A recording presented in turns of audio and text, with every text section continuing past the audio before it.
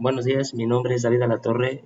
Yo voy a dar el tema de generación de código objeto perteneciente a la materia de lenguajes autómatas. Vamos con una breve introducción. Eh, ¿En qué momento inician los autómatas? Bueno, pues aquí vemos que como precursor de los autómatas tenemos a la máquina de Turing y a la máquina Bohm. Ambas fueron creadas por el matemático Alan Turing y en el caso de la máquina Bohm se creó para poder descifrar los códigos Enigma de la máquina Enigma eh, nazi, que fue usada para hacer operaciones secretas en la Segunda Guerra Mundial. Aquí inicia el uso de los autómatas y Alan Turing, bueno, pues se considera el padre de la informática moderna. Él fue el precursor de las inteligencias artificiales, que bueno, es uno de los temas que nos compete mediante el uso de autómatas. El uso de los autómatas tiene como principal objetivo el realizar tareas que son de alto riesgo para el ser humano o algunas tareas que el ser humano es incapaz de hacer. Además de que también realiza tareas que pudiera realizar el ser humano pero de manera más rápida.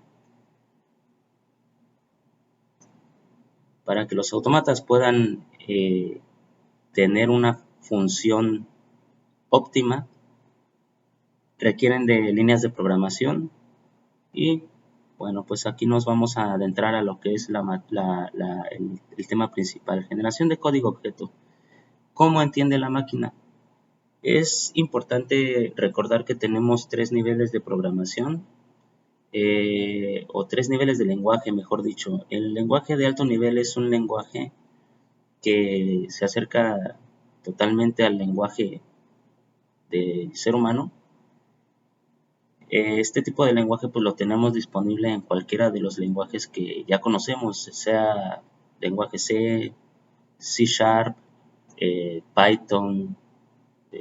Cualquiera de estos lenguajes son lenguajes de alto nivel porque se acercan totalmente al lenguaje de uso común del ser humano. Es decir, si yo quiero hacer una condicionante, utilizo una palabra clave que es if, es una palabra totalmente entendible.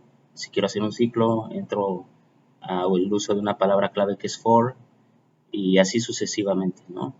Entonces, por ejemplo, aquí tenemos una pequeña imagen que nos muestra este ejemplo, en el cual nosotros introducimos en un ordenador o en una computadora un código a nuestro lenguaje, que es una operación matemática de suma, en el cual ponemos directamente es A igual a B más C.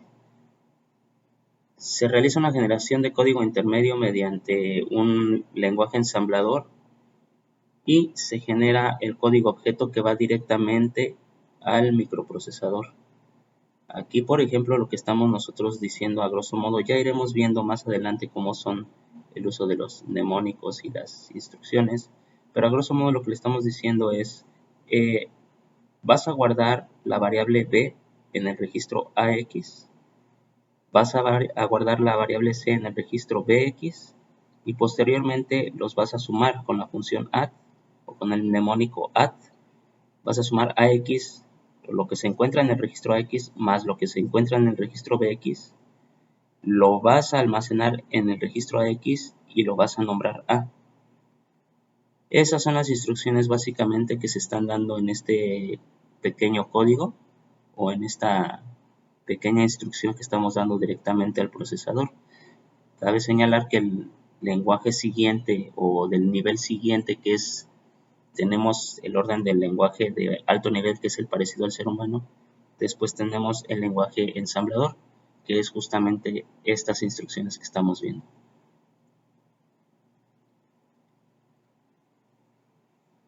El lenguaje ensamblador tiene como recurso el uso de registros. Estos registros que ya veíamos un poquito en la explicación anterior, que se llaman AX, BX, CX y DX, digo, son más, son 14 registros, pero estos 4 primeros son de uso general. Cada registro consta de 16 bits, es decir, AX consta de 16 bits, BX igualmente, CX y DX. Puedo trabajar con una división de cada registro, es decir, dividir los 16 bits en dos partes. Así tenemos dos registros de 8 bits. Cada registro puede tomar el valor de AH y AL sucesivamente, es decir, tengo 8 bits para el estado AH y 8 bits para el estado AL. Estos son los estados alto y bajo de los registros. Esto nos va a dar mayor control de la información para saber hacia dónde los vamos a dirigir. Es decir, como veíamos en el ejemplo anterior, hacia dónde vamos a dirigir los valores de las variables, ya sea al estado AH o al estado AL. Bien, aquí tenemos una tabla que nos da una breve explicación de lo que son los registros, su uso y su nombre, ¿no? Aquí tenemos el registro AX, llamado el registro acumulador. Se utiliza principalmente para operaciones aritméticas, como ya vimos en el ejemplo anterior. El registro base, llamado BX, se usa para indicar desplazamientos, hacia dónde vamos a dirigir el valor. Si lo vamos a dirigir hacia AX, hacia BX, este registro nos sirve para esto. El registro contador se usa como contador de bucles. Sabemos muy bien que dentro de las estructuras de control tenemos los ciclos, y bueno, esto sería el análogo a usar un ciclo for o un ciclo while en un lenguaje de alto nivel. Los demás registros, por ejemplo los de segmentos, tenemos los dos primeros que nos van a servir para direccionar todo lo que nosotros vamos a instruir al procesador y a la memoria. Van a dar una referencia de hacia dónde se van a dirigir, hacia qué recurso de memoria. Esto ya es más a nivel hardware, hacia dónde vamos a enviar físicamente esa información. Y los dos siguientes segmentos de registro de segmentos, son más usados para las estructuras de datos, llámense pilas, colas, listas. Estos nos van a servir para el control de dichas estructuras. Puntero de pila y puntero base igualmente se utilizan para las pilas y para saber en dónde inician y en dónde terminan. Y bueno, por ejemplo, aquí en el registro de los índices o registros índices, vamos a tener como referencia de dónde sale la información, o de dónde sale el código y hacia dónde se dirige, o de dónde salen los valores de las variables y hacia dónde se dirige. Otros registros muy importantes son los registros de banderas. Estos simbolizan o representan, mejor dicho, al procesador ya de manera física. Cada uno de estos registros tiene una función, como bien comentan aquí en la gráfica. Por ejemplo, tenemos el registro de acarreo, el de paridad, el de signo, sobreflujo, interrupción, etc. Y cada registro, cada bandera va a tomar un valor dependiendo de lo que contenga el código. Si nuestro código, por ejemplo, contiene un 0, el registro de 0 se va al estado 1. Si no contiene un 0, entonces se va al estado 0. Signo, si en nuestro código se localiza algún signo, esta bandera se va a 1, pero si no se ubica ningún signo, se va a 0. Es decir, nos van a ofrecer un control total de la información mediante el cambio de estado del procesador. De esta manera nosotros vamos a tener bits unos y ceros que ya se traducen en lenguaje máquina. Eso ya lo iremos viendo más adelante. Lenguaje ensamblador. El lenguaje ensamblador, como ya vimos al principio, es un lenguaje de bajo nivel porque es más cercano al lenguaje máquina. Aquí comenta que constituye la representación directa del código máquina. Digo, no es tan directa, pero sí nos da un mayor acercamiento como antes lo comentamos. El lenguaje ensamblador es variable dependiendo de la arquitectura en la que estemos trabajando. Ya más adelante veremos en la siguiente diapositiva qué tipos de arquitecturas existen y cuáles son las características de dichas arquitecturas. El programa en ensamblador, el programa se lee desde el lenguaje ensamblador y se traduce en lenguaje máquina posteriormente. Aquí vamos en la siguiente diapositiva a ver lo que son las arquitecturas según el software. Tenemos dos tipos de arquitecturas. CISC, que por sus siglas en inglés es Complex Instruction Set Computer, y RISC, Reduced Instruction Set Computer. La primera facilita el trabajo de programación y reduce el tamaño del código.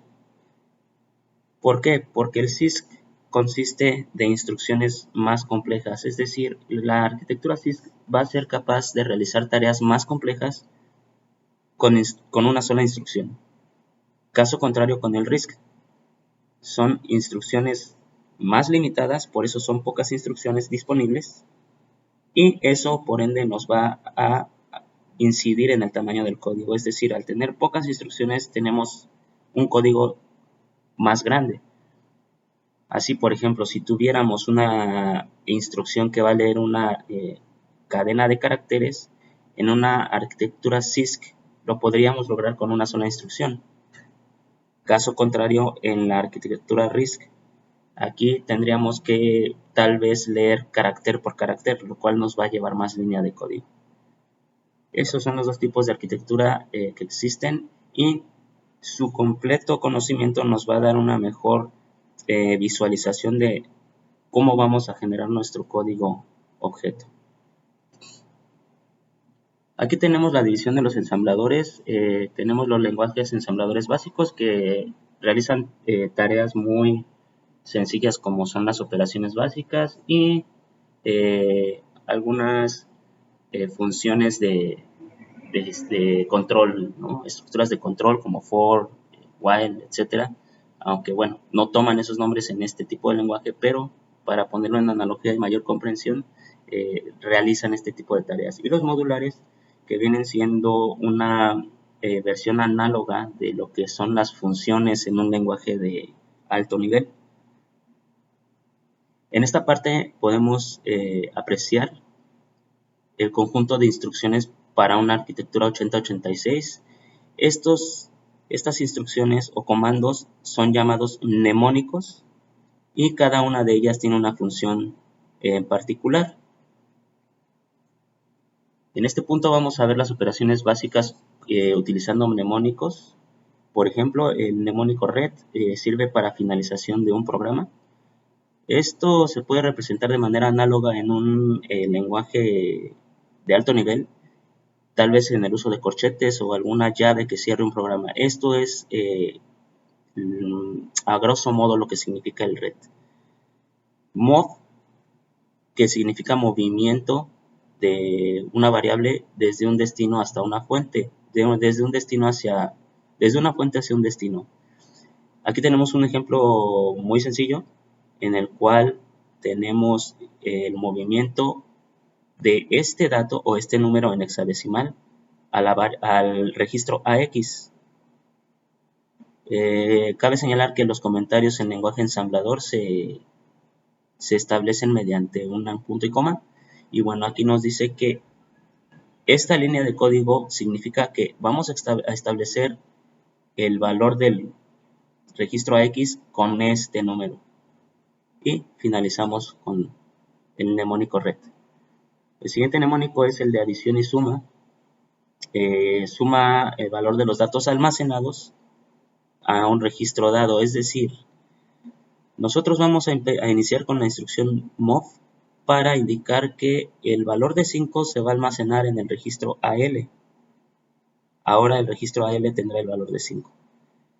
Posteriormente vamos a sumar el valor de menos 3 al registro AL, o lo que contenga AL, que en este caso es 5, y finalmente AL ahora va a valer 2. Tenemos la finalización de nuestra línea de código. El siguiente mnemónico a utilizar o a ejemplificar es el INC, que es un incremento muy parecido a lo que utilizamos en los ciclos for para hacer incrementos de control. Y de la misma manera indicamos mediante move la declaración de la variable o del valor 4 al registro AL. Lo vamos a asignar al registro AL. Ahora el registro AL vale 4 y al incrementar en una unidad al registro AL ahora va a valer 5. Finalizamos nuestro código. Y por último tenemos la operación contraria al incremento, que es el decremento. El mnemónico es dec. Y tenemos un ejemplo muy sencillo que nos dice que el valor de 255 se va a mover a el registro AL.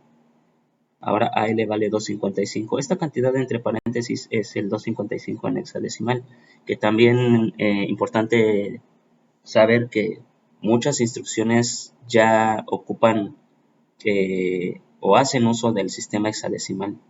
Muy importante saberlo. Bueno, regresando, entonces, si nuestro registro AL ha tomado el valor de 255, al decrementar lo que contenga AL, tendría que valer 254. Y aquí tenemos el valor en hexadecimal. Finalmente, finalizamos nuestra línea de código con red. Lenguaje máquina. Una parte muy complicada. Lenguaje máquina es un lenguaje bastante complejo porque ya es en sí lo que nuestro procesador va a entender directamente.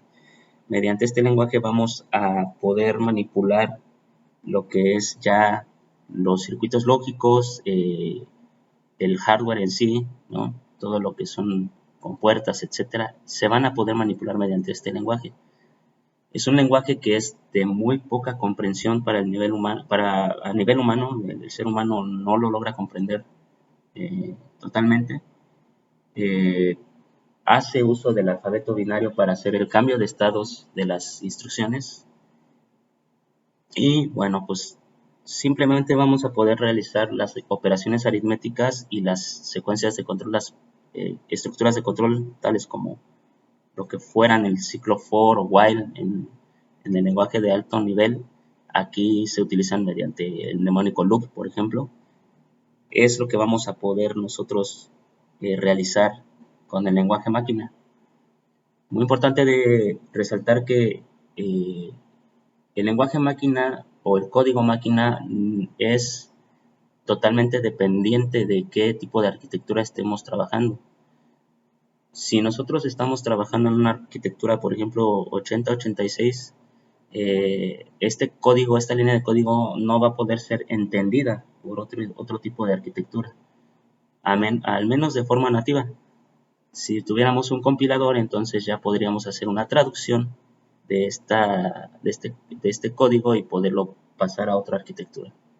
Pero de forma nativa no es posible.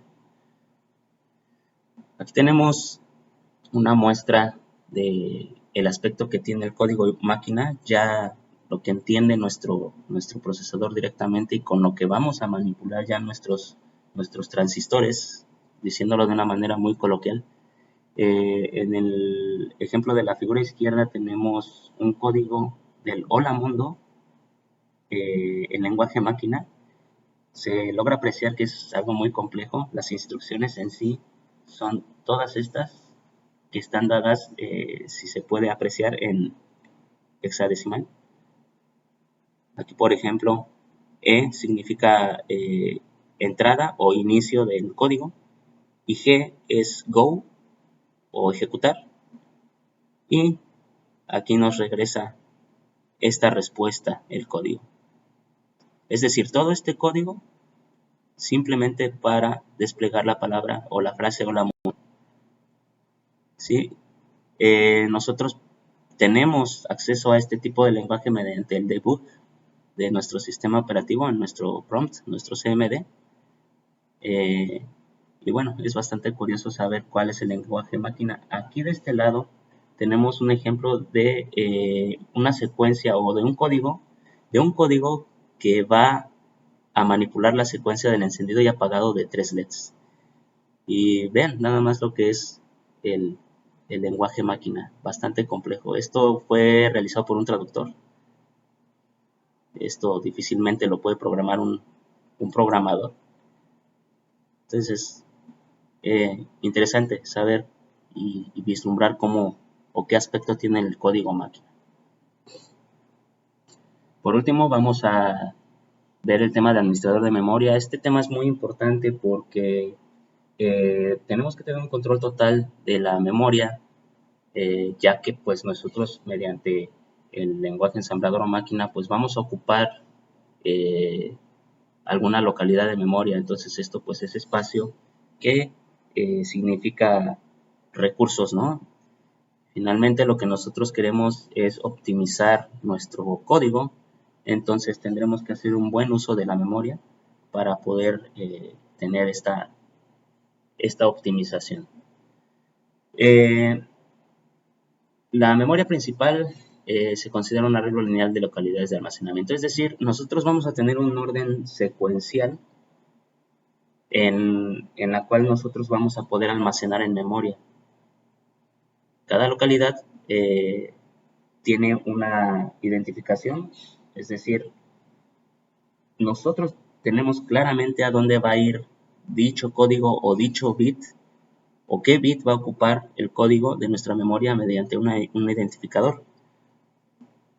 Y como ya comentábamos, pues el objetivo principal es no tener una discrepancia en el uso de memoria mediante los programas. Es decir, si estamos ejecutando un programa, que ese programa no tome como recurso o no tome el espacio de memoria que otro programa va a ocupar. Ese es el objetivo principal.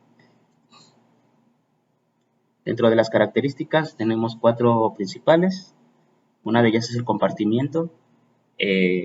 Aquí lo que utilizamos es que en ocasiones, bueno, pues algunos usuarios van a necesitar actualizar o dar de alta o manipular datos, y pues por eso es necesario que la memoria sea compartida. Reubicación. Si tenemos un programa que va a constar de varios programas, no es conveniente tener un direccionamiento absoluto, es decir, no podemos estar direccionando en una sola posición un programa, ya que no sabemos si al realizarse de manera simultánea estos programas van a, por accidente, tomar esa ubicación de memoria y pueda colapsar, ¿no? O entrar en una confusión lógica. La organización física, bueno, pues aquí nos habla más de lo que es expandir la memoria. Nosotros podemos tener una memoria rápida para nuestras funciones principales, y para funciones auxiliares pues a expandir con una memoria de pues que tal vez no sea tan rápida o que sea más lenta, ¿no? Y esto pues nos va a dar un recurso adicional de memoria. La organización lógica, aunque todos los recursos o todas las líneas de código o todo el código se va a organizar de manera secuencial, muchas veces no es posible llevarlo a cabo, dado a que en algunos momentos nuestro código va a sufrir algún cambio de flujo, tal vez un shock, tal vez una pausa, etcétera. Entonces no vamos a poder tener una organización lógica por este tipo de cuestiones de subrutinas de nuestros códigos. Y bueno, pues esto fue todo el tema de